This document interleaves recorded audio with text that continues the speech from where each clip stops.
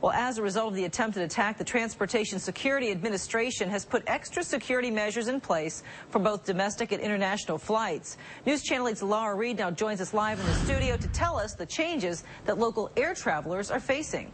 Well, Martha, TSA officials say passengers should not expect to see the same security changes at every airport. Here in La Crosse, things are running as usual, but most passengers know that could change at any time.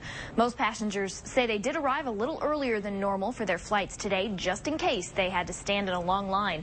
And while most people aren't scared to fly, one thing they are worried about is making sure they're prepared for any changes in the flying process.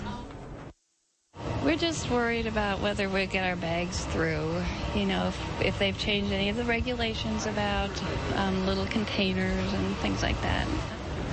And because most of these travelers will go through security at a bigger airport at some time during their trip, they know long lines are still a possibility, and that thought doesn't really bother them.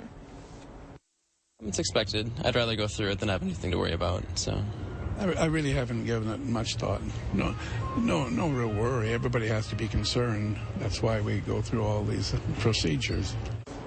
Now, just to give you an idea of something that travelers might encounter, I spoke with one woman who flew through Philadelphia today, and she said that at the gate to board the plane, TSA officials were randomly selecting passengers and patting them down before they were able to board that plane. So clearly there are some changes happening. Now, TSA also says that some of the security measures being put into place are things that passengers won't necessarily notice.